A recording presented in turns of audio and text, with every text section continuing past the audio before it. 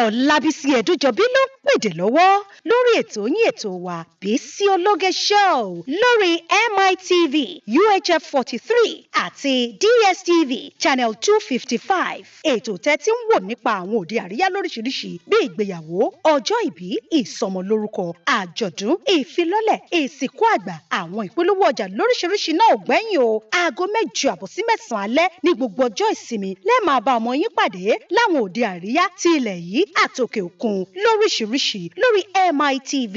Fún ìpolówó ọjà yín ẹ pè sórí 0803 329 1869 àti 0812 158 4400 tàbí sórí ímeèlì wa bisiologe@yahoo.com. Bó sì jẹ́ lórí wẹ́bsáìtì wa www.bisiologeshow.com. Bísí Ológe ló ń pèdè lórí tẹlifíṣàn. Bísí Ológe mo lójú lọ́rọ̀ wà. Muhammad gbogbo àjọmọ́ àbáwọn ṣe á ní ẹṣẹ́ á ní sókè dára. Ìtumọ̀ sí pé ẹ̀yọ̀dá àdúrà tá à ń ṣe fún alájọ Adékà ní pé ẹṣẹ́ á ní sí. Bẹ́ẹ̀ ni wọ́n ṣe á ní kí túmọ̀ sí pé ẹ̀yọ̀dá káàdúrà náà ní bẹ́ẹ̀ nìyẹn. Ẹṣẹ́ á ní sókè dára. Àmín. Àmín. Àmín ya Allah. Nísìnyí àwọn ọmọ sọ́dọ̀ àwọn ṣe kí a gbọ́ ọ̀rọ̀ Ọlọ́run tí Ọlọ́run fi rán wọn sí gbogbo ìjókòó yìí fún wọn lábó tí wọn bàbá yín ládàá tóbi dèmí tí wọn jẹ kalẹ̀ Ọlọ́run mọ̀sẹ̀ kékeré náà jẹ kalẹ̀ bá mi ṣe ámì dára bá mi ṣe ámì dára gbogbo ọ̀rọ̀ adéka níbi tó dáadé kó wọn lá kí wọ́n tún gba Al-Qur'ani lálejò lẹ́nu Ọlọ́run jó máa délé kó máa lékún sí lójú ọ̀pọ̀lọpọ̀ àdé Muhammad èdè tí wọ́n tún kù tó tún nù wọ́n lẹ́nu wọ́n lá àbájá tara wọn jáde wọ́n lá àjókòó Al-Qur'ani yìí Ọlọ́run jẹ́ kẹdùnú látara òun náà láìpẹ́ yìí ọ̀làdé Muhammad Ọlọ́run fàhálà wàsálà wa marhaban bikum. Bismillahirrahmanirrahim.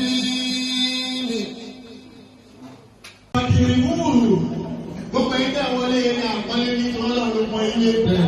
Bẹ́ẹ̀ ò bá kí ilé ò bá pọ́n ilé. Èyí ń tàbùkù sí Ọlọ́run lára yín. Gbogbo yín láti tàbùkù sí Ọlọ́run lọ́wọ́ tàbùkù tèmi. Àlẹ́bí ní alápọ̀lé inú ìjọba wọlé ẹ̀kọ́ wọlé. Gbogbo ẹ̀yin ẹ̀kọ́ ìyàgò Ọlọ́run ní jẹ́ wálẹ̀. Ẹ̀ka ni abẹ́rẹ́ jọ̀wọ́. Àkọ́kọ́ ní gbogbo Ọlọ́run èyí ta gbọ́dọ̀ dùn yìí. Tọ́lọ̀ fẹ́ra yọ àwọn kọ́sìn Adésọjí Adéòtí àti àwọn ajé Amínà Mercy Adéòtí. Tọ́lọ̀ fi ń ṣe sábàbí oríire. Látọ̀dọ̀ tí àbẹ̀rẹ̀ ọ̀wá oríire náà ló bá wà kalẹ̀. Bá a ti kó ìkọlọ́jà pẹ̀lú bẹ́ẹ̀ bá a wọ̀ lásìkò. Àbálẹ̀dá ọlọ́run wa dúró tì ní. Àyọ̀ tàbí dí Sùmọ́là Sọ́ńtà Pọ́lì ẹ̀. Ọlọ́run yẹ ọ̀kadà sí àbúrò. Àyà àjà wa. Ìbínú mi náà wà nínú pé ìyá àti bàbá ń bínú sí. Àwọn oníwákà nílẹ̀ Yorùbá. Wọ́n ní bàbá tó bí mi ṣàdúrà fún mi. Màmá tó bí mi ṣàdúrà fún mi. Ìpè ọmọ aráyé àdúrà ni. Ìpè ọmọ aráyé àdúrà ni. Ìpè ọmọ aráyé àdúrà ni. Ìpè ọmọ aráyé àdúrà ni. Ṣé àdúrà? Ìpè ọmọ aráyé àdúrà ni. Ìjà òun wo Ajiwa Adébáyọ̀ Ọ̀gá Bello. Wọ́n ṣe bẹ́ẹ̀ dé gbogbo àwọn wá pa ọkọ̀ ọwọ́ ara mọ́tò fún wọn. Bàbá yìí wọ́n sunkún ìdùnnú wọ́n wá sunkún ayọ̀. Ìwọ owó yé alẹ́ tó ti ya mọ́tò fún. Ṣèbí jà ló gbẹ̀yìn. Mọ́tò tó rà tó sọ fún ẹ ṣé ilé ẹgbẹ́ ẹ rà fáwọn ẹgbẹ́ ní tiwọn. Wà á dẹ̀ ká fún yàyà dẹ̀ máa bojú lójú. Ọlọ́run ní kí wọ́n bá da orúkọ sí i lọ́wọ́. Ẹ má ṣe ṣí ọ, ẹ má disrespect wọn. Wà kó láhùn má báwo ni. Ọlọ́run láti yà ayé àti bàbá yín ọ̀rọ̀ alápọ̀lẹ́ ìjọba bá wọn sọ. Wà kà fún lẹ́hùn má. Ọlọ́run ní ẹ̀yà apá ilẹ̀ fún wa kó lé wọn bèrè àwọn ọmọ. Wọ́n bá tún wá. Wọ́n lè yí ìta àṣàjà. Wọ́n wá dé àkàrà òkúta ọ̀làpàá kọ́lá. Wọ́n lè àkàrà tó kẹ́lò lákàrà mi náà yóò yá. Wọ́n lè àkàrà tó kẹ́lò òkúta ọ̀làpàá kọ́lá. Aláwọ̀ ẹ̀mí nípa ẹ̀ tí mò ń fa wá. Àwọn àgàdàgàdọ̀ làǹfààdà. Wọ́n àgàdàgà ayé àǹfààdìdà. Wọ́n àgbáyé tí mò ń fa látẹ̀jẹ̀ wá.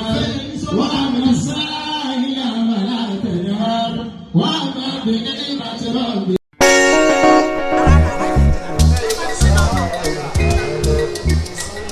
náà ni ó báyìí náà ni àní báyìí náà lére wa àti sọ pé báyìí náà ni àní báyìí náà lére wa Bísí Ológe Show lè tó Alábí Akẹ́wà jẹun bẹ́ẹ̀ bá ti gbé síbẹ̀ Jíbọ́lá ẹ fi sílẹ̀ bẹ́ẹ̀ ẹ̀hún ẹjọ́ wà bẹ́ẹ̀ ẹ̀hún ẹ má gbé kúrò Jíbọ́lá o tóró ń kọ́ nínú gbọ́n òye ń bẹ níbẹ̀ Jíbọ́lá Bísí Ológe Show lè tó báyìí náà ni o.